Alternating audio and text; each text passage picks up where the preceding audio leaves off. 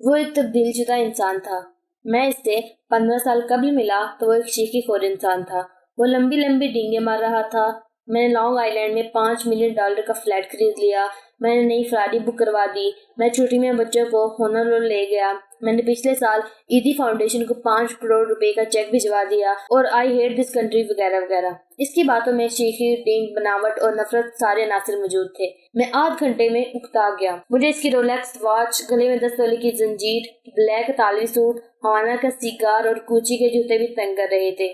وہ سر سے لے کر پاؤں تک دولت کا بدبودار اشتہار تھا۔ وہ میرے دفتر آیا تو پانی کی اپنی بوتل، کافی کا اپنا مگ اور اپنے ٹیشو پیپر ساتھ لے کر آیا۔ وہ ہمارا منرل واٹر تک پینے کے لیے تیار نہیں تھا۔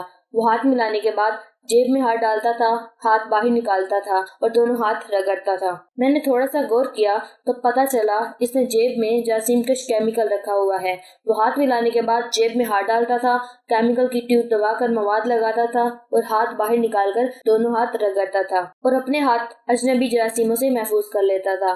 وہ میرے دفتر کو بھی ناپسندیدہ نظروں سے دیکھ رہا تھا۔ وہ آنکھیں چڑھا کر دائیں بائیں دیکھتا اور پھر برا سا منہ بناتا۔ وہ غیبت کا بھرا ہوا ڈرم بھی تھا۔ میں جس شخص کا نام لیتا تھا وہ اس کے خلاف مقدمے کھول کر بیٹھ جاتا تھا۔ میں جس مقام، جس شہر اور جس ملک کا تذکرہ کرتا تھا وہ اس کی منفی باتیں بیان کرنے لگتا۔ وہ حصے مزاح سے بھی عادی تھا۔ میں نے اسے جو بھی لطیفہ سنایا اس نے برا سا منہ بنا کر مجھے شرمندہ کر دیا۔ میں آدھے گھنٹے میں اس سے اکتا گیا۔ قدرت کا غیبی ہاتھ آیا، اس کا گولڈ پلیٹڈ موبائل فون بجا۔ وہ فون اٹھا کر کونے میں گیا اور فون ختم ہوتے ہی افراتفری میں میرے دفتر سے نکل گیا۔ میں نے چھت کی طرف منہ اٹھا کر اللہ تعالیٰ کا شکر ادا کیا۔ وہ چلا گیا، لیکن 15 سال ہمارا ای میل اور SMS پر رابطہ رہا۔ یہ رابطہ بھی عید، شب برات یا یوم آزادی پر مبارکباد اور شکریہ تک محدود تھا۔ مجھے بڑے عرصے بعد پتا چلا کہ مبارکباد کی ای میلز بھی وہ نہیں بھجواتا تھا۔ اس نے اپنے لیپ ٹاپ میں مبارکباد کا سافٹ ویئر لگا رکھا تھا۔ یہ سافٹ ویئر فہرست میں موجود لوگوں کو خود بخود پیغام بھجوا دیتا تھا۔ اس کے SMS بھی خودکار نظام کے تحت دنیا بھر میں پھیلے لوگوں تک پہنچ جاتے تھے۔ ہم 15 سال نہیں ملے۔ 15 سال طویل عرصہ ہوتا ہے۔ آپ اس عرصے میں بڑے سے بڑے حادثے اور بڑے سے بڑے سانحے بھول جاتے ہیں۔ انسان کے بارے میں کہا جاتا ہے کہ 15 سال کوئی زبان نہ بولے تو 95% لفظ اس کی یادداشت سے محو ہو جاتے ہیں۔ ہم 15 سال نہیں ملے، لیکن میں اس کے باوجود بھی اسے بھلا نہ سکا۔ میں جب بھی رولیکس گھڑی دیکھتا، میرے سامنے کوئی لانگ آئی لینڈ کا نام لیتا یا میں کسی شخص کو کیمیکل سے ہاتھ صاف کرتے، فرینچ منرل واٹر پیتے یا پھر شیخی مارتے دیکھتا تو مجھے بے اختیار وہ یاد آ جاتا اور میں مسکرائے بغیر نہ رہ سکتا۔ مگر کل جب 15 سال بعد اس سے میری دوسری ملاقات ہوئی تو وہ ایک تبدیل شدہ انسان تھا۔ اس نے جینز کی عام سی پینٹ، ڈھیلا سا سویٹر، لمبا کوٹ، لانگ شوز اور سر پر اونی ٹوپی پہن رکھی تھی۔ وہ مسکرا بھی رہا تھا، لطیفے بھی سنا رہا تھا اور کہکے بھی لگا رہا تھا۔ وہ 1800 cc کی عام سی گاڑی سے اترا تھا۔ اس نے میرے دفتر کی گھٹیا چائے بھی پی لی اور وہ ہر شخص سے بلا خوف ہاتھ بھی ملا رہا تھا۔ میرے دفتر میں درجنوں لوگ آتے ہیں۔ میں نے آج تک کسی شخص کو اپنے چپڑاسی سے ہاتھ ملاتے نہیں دیکھا، لیکن وہ چپڑاسی کے لیے بھی کھڑا ہوا۔ اس نے اس سے ہاتھ بھی ملایا اور اس کی خیریت بھی پوچھی۔ وہ ملک کے بارے میں مثبت رائے کا اظہار کر رہا تھا۔ وہ 2 گھنٹے میرے پاس بیٹھا رہا۔ ان 2 گھنٹوں میں اس نے کسی کی غیبت کی، کسی کے خلاف منفی فکرہ بولا، کوئی سیکھی بگاڑی، کوئی ڈینگ ماری اور نہ ہی اپنی کسی گاڑی، سفر اور فلیٹ کا ذکر کیا۔ میں نے اس سے ڈرتے ڈرتے پوچھا، آپ کی کمپنی کیسی چل رہی ہے؟ اس کے جواب نے حیران کر دیا۔ اس کا کہنا تھا، کمپنی کی گروتھ میں تیزی سے اضافہ ہو رہا ہے۔ ہمیں امید ہے یہ اگلے سال امریکہ کی پہلی 1000 کمپنیوں میں آ جائے گی۔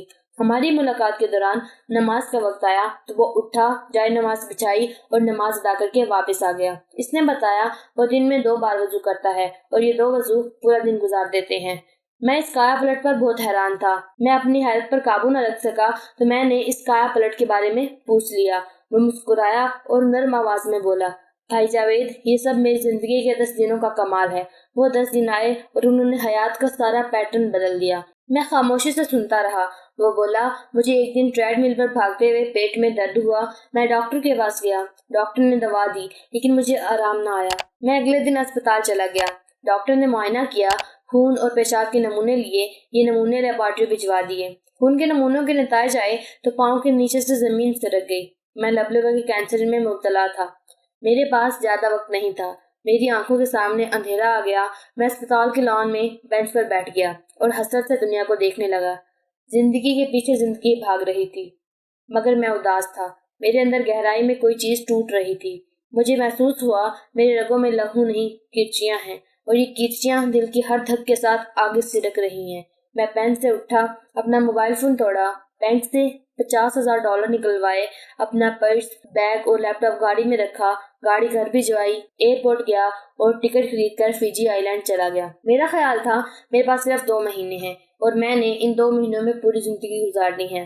میں نے زندگی میں پہلی بار ٹینٹ خریدا اور میں یہ ٹینٹ لے کر جنگلوں میں نکل گیا۔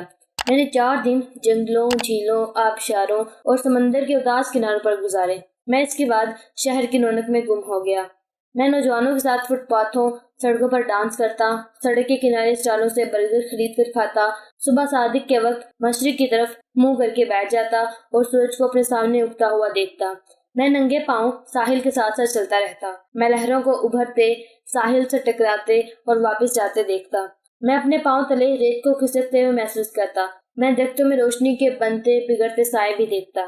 میں نے زندگی میں پہلی بار صداؤں کے، آوازوں کے، گرتی ہوئی آبشاروں کے اور دوڑتے اڑتے پرندوں کے پروں میں بندھی زندگی دیکھی۔ میں نے زندگی میں پہلی بار زندگی کو محسوس کیا۔ میں پانی بھی پیتا تھا تو میں حلق سے لے کر معدے تک اس کی ٹھنڈک کو محسوس کرتا تھا۔ میں کھاتا تھا تو میں کھانے میں چھپے تمام ذائقے محسوس کرتا تھا۔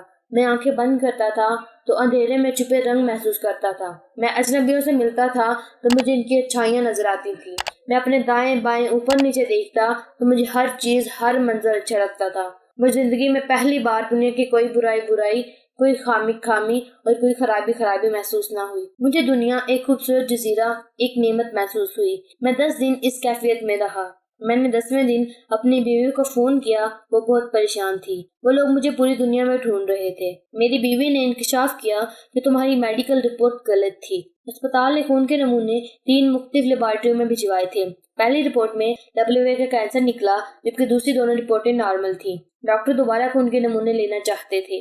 میں یہ سن کر حیران رہ گیا۔ میں سیدھا فیجی کے اسپتال گیا، خون دیا، رپورٹ آئی تو میں اس میں بھی نارمل تھا۔ میں نے شکر ادا کیا اور امریکہ واپس چلا گیا۔ وہ دوبارہ بولا، میں آج یہ سمجھتا ہوں وہ رپورٹ قدرت کی طرف سے ویک اپ کال تھی۔ مجھے اللہ تعالیٰ زندگی کی حقیقت بتانا چاہتا تھا اور میں یہ حقیقت جان گیا۔ میں آج یہ سمجھتا ہوں کہ آپ جب تک زندگی کے ہر لمحے کو آخری سمجھ کر نہیں گزارتے، آپ اس وقت تک زندگی کو اس کے اصل رنگوں میں محسوس نہیں کر سکتے۔ آپ کو اس وقت تک زندگی محسوس نہیں ہو سکتی۔